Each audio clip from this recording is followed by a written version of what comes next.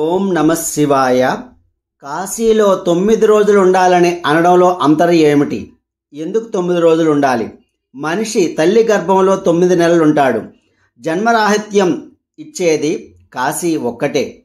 అందుకని వ్యాస మహర్షి కాశీలో 9 నెలల దీక్షలో ఉండి ఆ తర్వాత స్వగ్రామం చేరి మంచి రోజు చూసి పూజ చేయాలని చెప్పాడు. అయితే కలికాలంలో ఇంత శ్రద్ధతో అంతకాలం ఉండలేమని ఇంకేమైనా ఉపాయం చెప్పమని సామాన్యులు కోరారు. దానికి ఆయన 9 రోజులుంటే ఫలితం డోకా లేకుండా వస్తుందని చెప్పారు. అలానే ఇప్పుడు సమయం ఉన్న వారందరూ కూడా కాశీలో 9 రోజులుండి వస్తున్నారు. కాశీలో ఉండే ఆ 9 రోజులు ఏం చేయాలి? విశ్వేశ్వర నామస్మరణ, దానాలు చేయటం, ధర్మ ప్రసంగాలు వినటం, ఏకభుక్తం, ప్రాతకాల స్నానం, ఉదయం రాత్రి విశ్వేశ్వర దర్శనం, కోపం లేకుండా ఉండడం, అబద్ధం ఆడకుండా ఉండడం అనే 8 అంశాలు ఖచ్చితంగా అమలు చేయాలి. మొదటి రోజు కార్యక్రమం. మొదటి రోజు ఏం చేయాలి? ముందుగా మనసులో 33 కోట్ల దేవతలు తీర్థాలతో సర్వ పరివారంతో సేవింపబడుతున్నటువంటి శ్రీ కాశీ విశ్వేశ్వర శరణు అనుజ్ఞ అని స్మరించుకొని మణికర్ణిక తీర్థానికి వెళ్ళాలి. దీనినే చక్రతీర్థం అంటారు. సాక్షాత్తు శ్రీమన్నారాయణుడే మహాదేవుని సేవలో ఇక్కడ ధన్యుడైనాడు. శివుడికి పార్వతి తర్వాత ఇష్టమైన వాడు విష్ణువే. అందుకే నారాయణే సహచర నమశివాయ అన్నారు. విష్ణువే ఫలితంగా ఏర్పడిన మణికర్ణికకు గొప్పదనాన్ని ఆపాదించాడు విశ్వేశ్వరుడు. యాత్రికులు మణికర్ణికలో స్నానం చేయాలి, బ్రాహ్మణులకు దానం చేయాలి, కేశఖండన చేసుకొని మళ్ళీ స్నానం చేయాలి, మహేశ్వరాదులను అర్చించి మళ్ళీ స్నానం చేయాలి, రుద్రాక్షమాల ధరించి ఈ క్రింది శ్లోకాన్ని చదువుకోవాలి. కిము నిర్వాణ పదస్య భద్రపీతం మృదులం తల్ప మదోనుమోక్ష లక్ష్యం అథవా మణికర్ణికాస్థలి పరమానంద సుఖాంద జన్మ భూమి చరాచరేషు సర్వేషు యావంతశ్చ సచేతనః తావంతి స్నాంతి మధ్యాహ్నే మణికర్ణిజతే.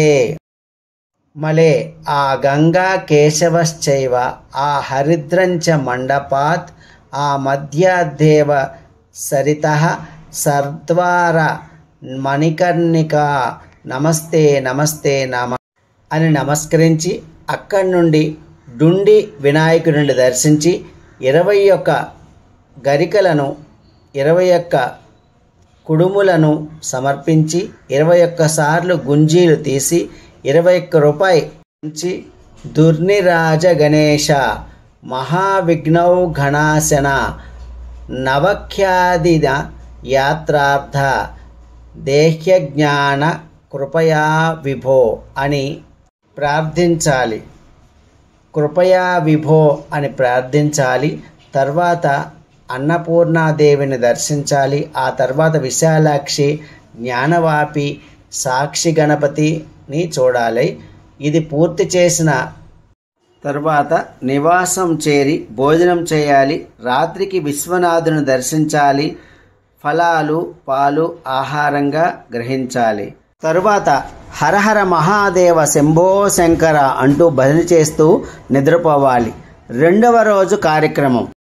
రెండవ రోజు ఉదయాన్నే గంగా స్నానం చేసి విశ్వేశ్వరుడు అన్నపూర్ణను దర్శించి మధ్యాహ్నం 12 గంటలకు మణికర్ణికా ఘాట్లో స్నానం చేయాలి. తీర్థ శ్రద్ధ చేయాలి. 1000 సార్లు గాయత్రీ జపం చేయాలి. గురుపదేశంతో శ్రీ కాశీ విశ్వేశ్వరాయ నమః అనే మంత్రాన్ని 1000 సార్లు జపించాలి. మధ్యాహ్నం విశ్వేశ్వరుని దర్శించి సాయంత్రం కూడా మళ్ళీ దర్శించాలి. రాత్రి పలహారం చేసి నిద్రపోవాలి. మూడవ రోజు తెల్లవారికి ముందే కాశీఘాట్లో సంకల్ప స్నానం చేసి అక్కడున్న సంగమేశ్వర స్వామిని దర్శించాలి. ఆ తర్వాత దశాశ్వమేధ ఘాట్కు చేరాలి. దీనికి రుద్ర సరోవర తీర్థం అని పేరు కూడా ఉంది. ఇక్కడ స్నానం చేసి శీతలాదేవిని దర్శించాలి. వరుణా ఘాటుకు వెళ్లి స్నానం చేసి ఆదికేశవ స్వామిని దర్శించాలి. పంచనది తీర్థమైన బిందు మాధవీ ఘట్టంలో సంకల్ప స్నానం చేయాలి. కిరణదూత పాపాచ పుణ్యతోయ సరస్వతీ గంగాచ యమునా చైవ పంచ ధన్యోత్ర కీర్తన అని స్మరిస్తూ స్నానం చేయాలి.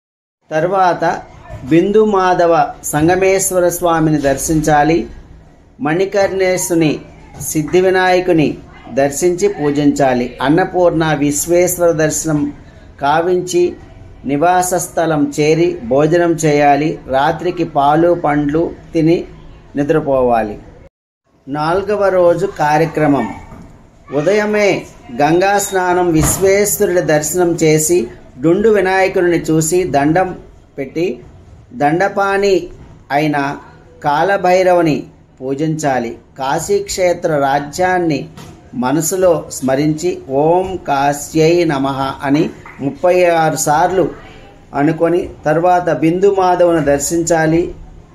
గుహును భవానీదేవిని దర్శించాలి. ఇలా మధ్యాహ్నం వరకు 9 దర్శనాలు చేసి మణికర్ణిక చేరి మట్టి లింగాన్ని పూజించి మళ్ళీ అన్నపూర్ణ విశ్వేశ్వరులను దర్శించి భోజనం చేయాలి.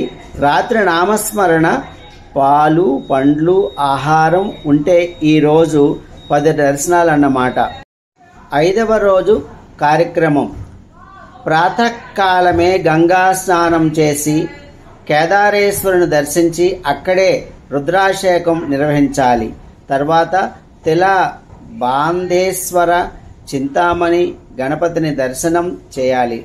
దుర్గాదేవిని చూసి ఒడిబియ్యం దక్షిణ సమర్పించాలి. గవ్వలమ్మను చేరి అదేవిధంగా పూజ చేయాలి. ఈమెనే కౌడీబాయి అంటారు. అన్నపూర్ణ విశ్వనాథుల దర్శనం చేసి భోజనం చేసి రాత్రి పాలు పండ్లు తీసుకోవాలి.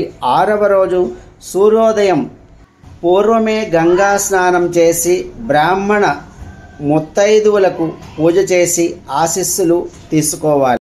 వైధవ్యం ఎన్ని జన్మలకైనా రాకూడదని దీవెనలు పొంది మూసి వాయనం వేటల దానాన్ని చేసి బేసి సంఖ్యలో జనానికి వాయన దానాన్ని చేయాలి. వ్యాస కాశీ చేరిన వ్యాసుని, రామలింగేశ్వరుని, శ్రీ శుకులను దర్శించి శ్రీ కాశీ వచ్చి అన్నపూర్ణ విశ్వేశ్వరులను దర్శనం చేయాలి. తర్వాత భోజనం చేయాలి. రాత్రి సంకీర్ణలతో కాలక్షేపం చేసి పాలు పండ్లు స్వీకరించాలి. 7వ రోజు కార్యక్రమం. గంగా స్నానం, నిత్య పూజ చేసి 1000 గరికెలను ఏరి సిద్ధం చేసుకోవాలి. దొరక్కపోతే 108తోటి సరిపెట్టుకోవాలి.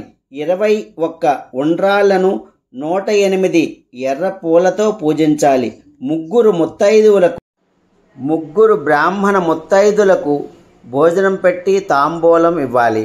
డుండు వినాయకుడిని అర్చించాలి. అన్నపూర్ణ ఆలయంలో కుంకుమ పూజ చేయాలి. అన్నపూర్ణకి చీర, జాకెట్టు, వడిబియ్యం, గాజులు సమర్పించాలి. అలాగే విశాలాక్షికి కూడా చేయాలి. విశ్వేశ్వరునికి అభిషేకం చేయాలి. సహస్ర పుష్పార్చన, సహస్ర బిల్వార్చన, హారతి ఇచ్చి తీర్థ ప్రసాదాలు స్వీకరించాలి. హర సాంబ హర సాంబ అంటూ 11 సార్లు జపించాలి. 8వ రోజు కార్యక్రమం.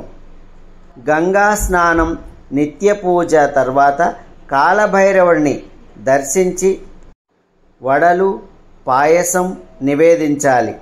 8 సార్లు ప్రదక్షిణ చేయాలి. ఆ రోజంతా కాలభైరవ స్మరణతో నిష్ఠగా గడపాలి. 5 యువతులకు 3 బ్రాహ్మణ స్త్రీలకు భోజనం పెట్టాలి. దక్షిణా తాంబూలాలు సమర్పించాలి. భోజనం చేసి రాత్రి కాలభైరవ స్మరణ చేస్తూ నిద్రపోవాలి. 9వ రోజు కార్యక్రమం. గంగా స్నానం, విశ్వేశ్వర దర్శనం చేసి అన్నపూర్ణాదేవిని దర్శించి పూజించి 108 ప్రదక్షిణలు చేయాలి. జ్ఞానులైన దంపతులను పూజించి భోజనం పెట్టి దక్షిణ ఇవ్వాలి. ఆశీస్సులు పొందాలి. రాత్రి అన్నపూర్ణాష్టకం చేసి నిద్రపోవాలి. 10వ రోజు కార్యక్రమం. నవదిన యాత్ర పూర్తి చేసి 10వ రోజు గంగా స్నానం చేసి గంగను పూజించి సహస్రనామ పూజ చేసి అన్నపూర్ణ విశ్వేశ్వర దర్శనం చేసి తల్లిదండ్రులను గురు దంపతులను పూజించి అందరి ఆశీర్వాదం పొంది ఇంటికి ప్రయాణం అవ్వాలి. ఇలా చేస్తే విశ్వేశ్వర స్వామి సంపూర్ణ అనుగ్రహం లభిస్తుంది.